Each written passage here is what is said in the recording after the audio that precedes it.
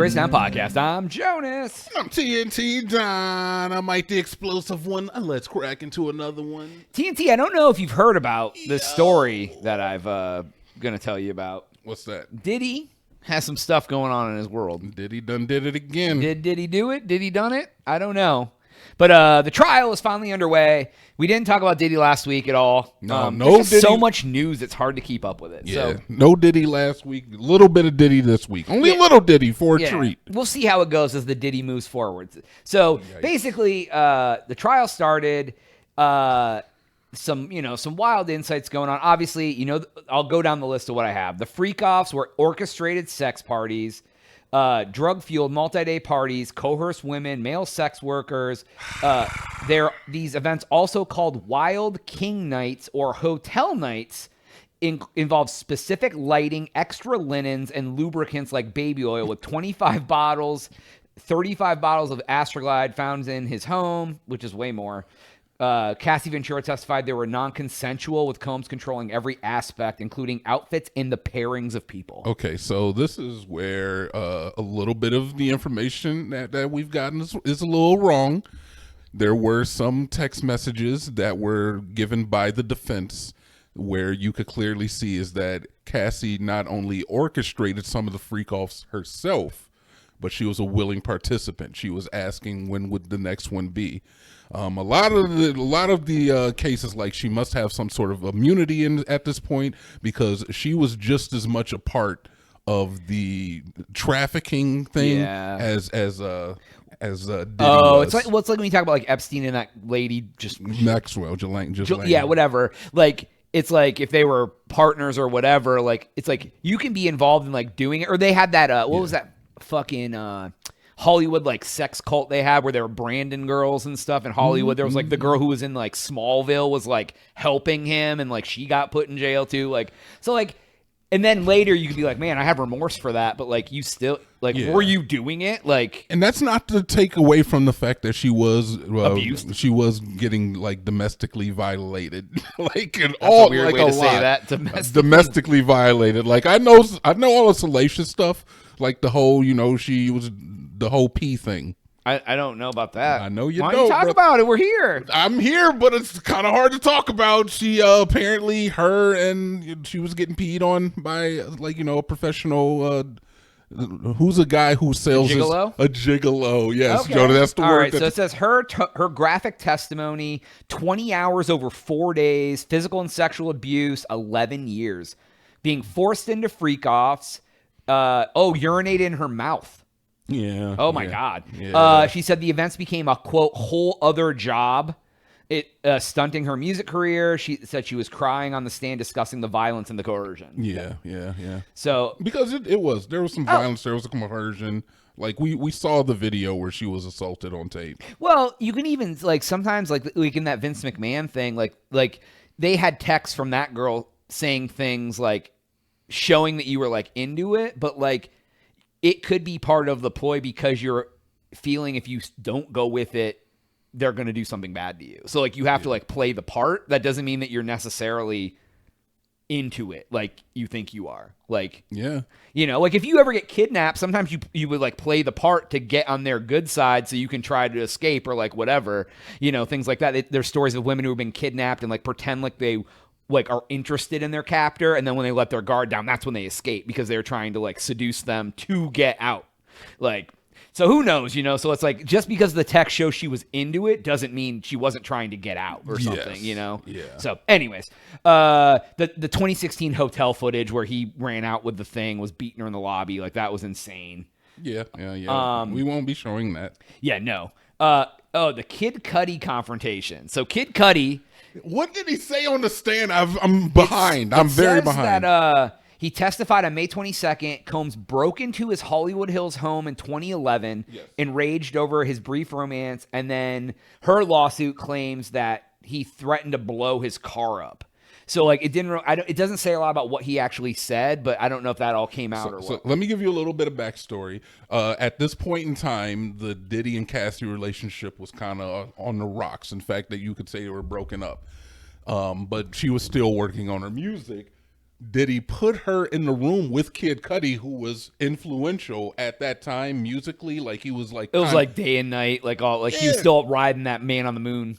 I don't even know if it was at that point in time. It might have been, but regardless he's still like, you know, a musical genius, Kanye's protege. I'm sure he doesn't like to hear that, but he put them in the same room together, and then they end up dating.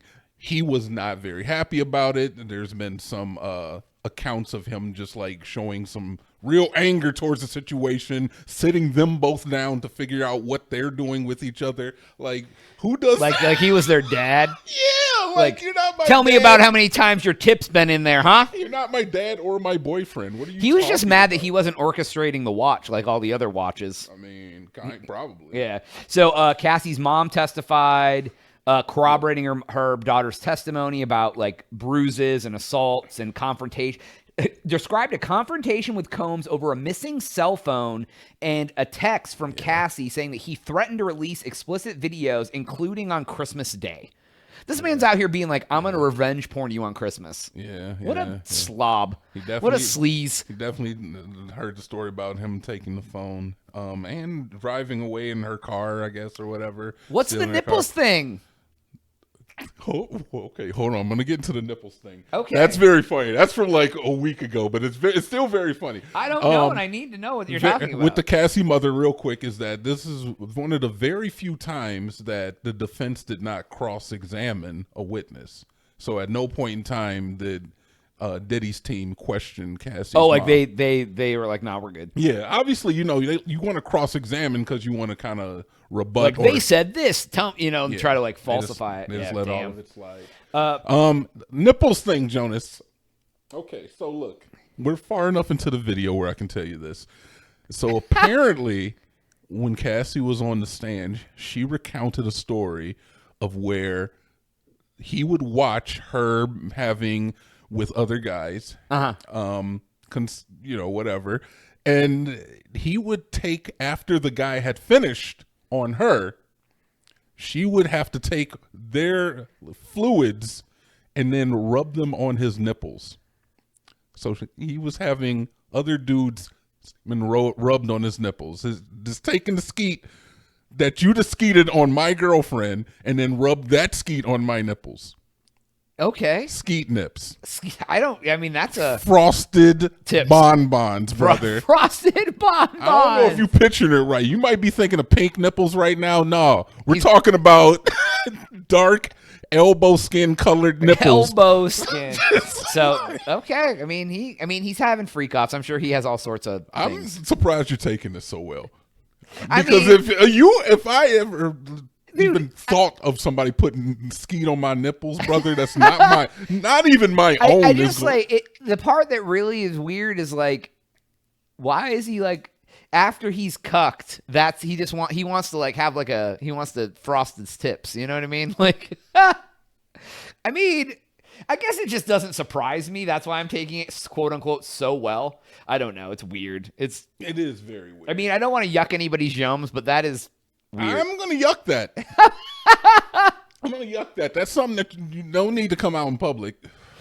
If you're doing that, I'm sure he had no intention of it coming out in public. Well, if you're doing that, you keep it in the closet and you don't do anything illegal so that nobody finds out about that. Exactly. You can't live that down. How do you come back out of prison when people know?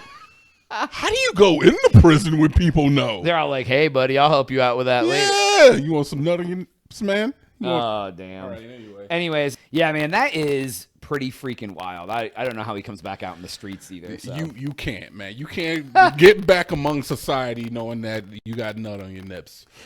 But but anyways, the rest of these are kind of quick hits. Like, talks about Don Richards, who like witnessed Combs like beating on the girl and doing other things. And that's the thing, man. There was a lot of people that watched this go down. There was like bodyguards and other artists and even some of the escorts that they had invited that saw some of this stuff happen. And it's like we've seen it with our own eyes through the video.